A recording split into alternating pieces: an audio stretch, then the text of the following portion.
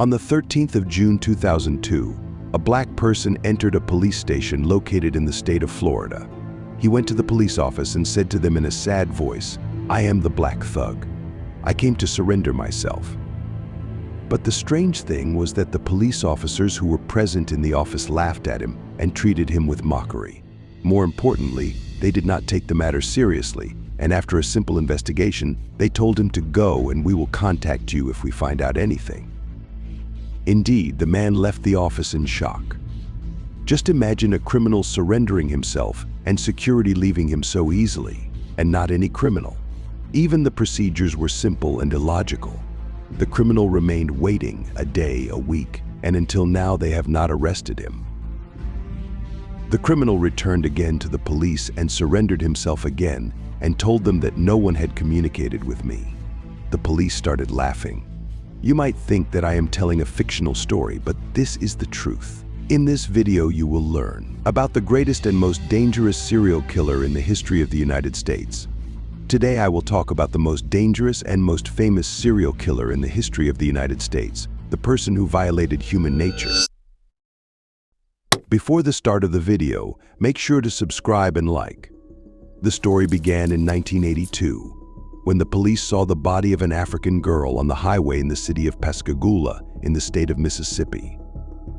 The girl was stabbed in the knee several times, and from her appearance, all the evidence confirms that she had been subjected to great violence because her body had traces of large bruises in addition to it. There were terrifying wounds and swelling on her face.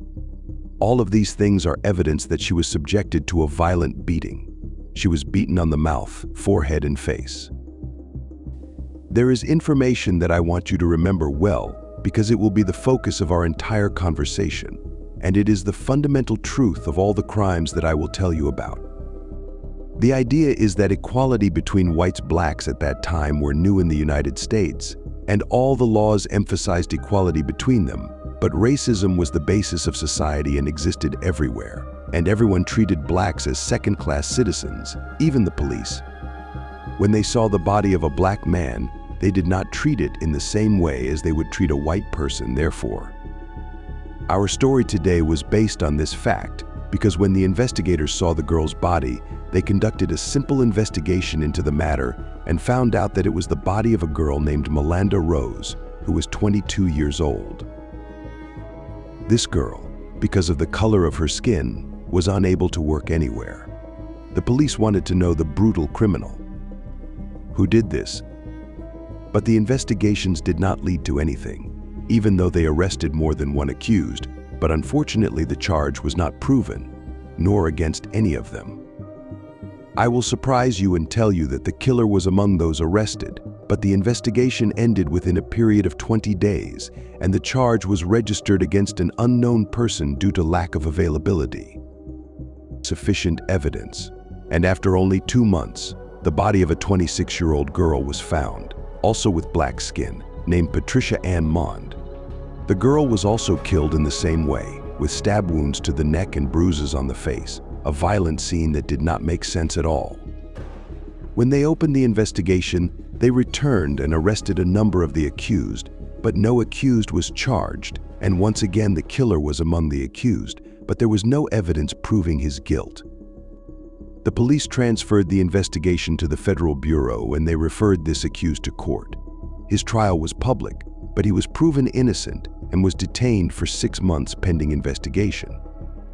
Even after the acquittal, the police monitored him for 2 years because they were convinced that he was the killer, but due to insufficient evidence and the lack of confirmation of witness statements, he was released.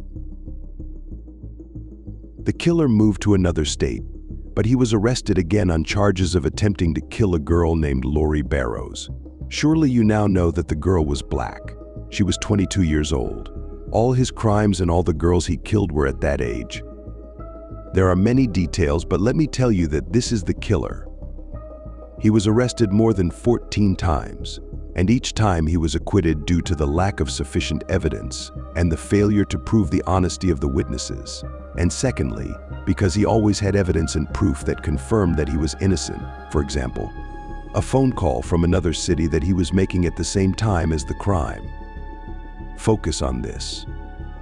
The reasons are because we will need them later, for example, that he was in the cinema or the mall and was deliberately passing in front of the cameras in order to portray him as evidence of his innocence. After the topic was repeated extensively, the authorities suggested that the killer was a sadistic, white-skinned man and that his goal in everything he did was to take revenge on black-skinned people. Because all the victims were black-skinned girls, and the same method was repeated more than once. In 1987, the same crime was repeated and the body of another girl was found. The girl was 24 years old and killed in the same way. However, there were all doubts and all the accused were white-skinned, and the only black-skinned one among them was the real killer. After years and years of crimes, every time he was arrested, they would put him under trial, but it was between theft and drug use. Not once was he arrested for murder, and the biggest accusation against him was that he was arrested charged with harassment and attempted murder. But on this specific day, the 11th of May 2012, the real story started from here. On this day, a person named Samuel Little was arrested. He was working in the shelter as a supervisor for the homeless, but when he first came to the shelter, all he asked for was a place to sleep, and he was sitting there as a supervisor, not as a homeless person. He was employed in the shelter for a small fee. The problem is that this is the salary they were receiving. They gave him what was enough, so Samuel looked for a second job so that he could support himself. So he started selling contraband inside the shelter, but he was soon arrested. When they arrested him, he had with him 4 kilograms of prohibited materials, and this quantity is considered very large, and from here it started. A new story that had never occurred to anyone. Do you remember at the beginning of the video when we talked about the fact that all crimes always involve the same person among the suspects, and every time he was released due to lack of sufficient evidence?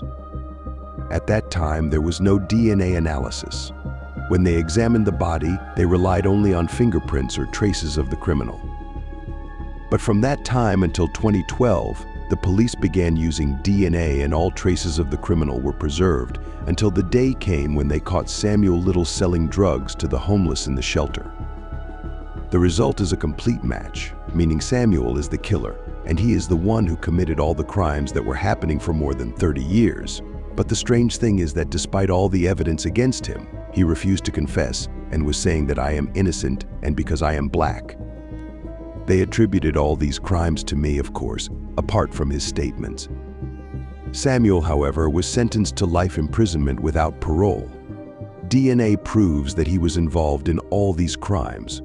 Over the course of 8 years, his lawyer or investigators tried to pressure him to confess to these crimes, but he refused. Every time he told them, I am innocent, and they remained in this state until a year. 2020 at that time, he decided to confess everything and told the authorities what his goal was in everything he did. Most importantly, he revealed to them crimes that were far stranger and more dangerous than anything they knew. Before I tell you about the mass graves that Samuel was making, let's talk about Samuel. He was born in 1940. When he was a year old, he moved to the city of Lorne in the state of Ohio. Samuel was a very ordinary child, and his grandmother raised him well until he reached high school. But before he reached high school, he and his grandmother moved to the city of Omaha, which is considered the largest city in the state of Nebraska.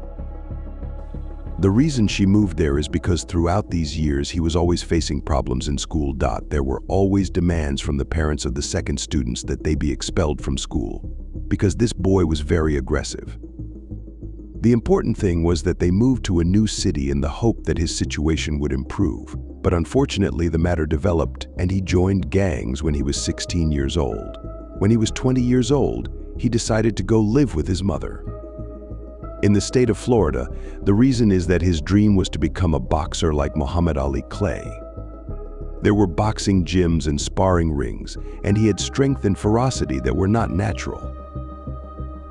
It was easy for him to become Muhammad Ali Clay's successor, but the circumstances did not help him, and he worked in more than one profession.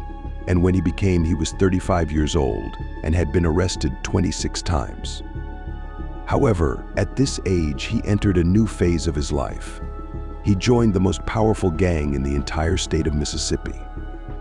At that time, an idea came to his mind, and he decided that he had a title that no one would compete for in all of history. And he began a new plan, a plan that remained hidden for 80 years. Returning to the year 2020, the year in which Samuel Little confessed to all the crimes he committed, it was revealed that his DNA was present on the bodies of 93 victims, meaning the girls he was killing and those who were sure that he had killed them. But when they told him the number of victims, he laughed and told them that it was him. This number is much less than the real number. What is terrifying is that when they were interrogating him and he decided to confess, he was able to describe the features of all the girls he killed to the point that the pictures were very closely identical to the features of the victims. And when they asked him to reveal the names of the victims, he described to them more than 400 girls. Imagine killing 400 girls. The situation was shocking and illogical. How could he preserve their likenesses? More than 300 girls.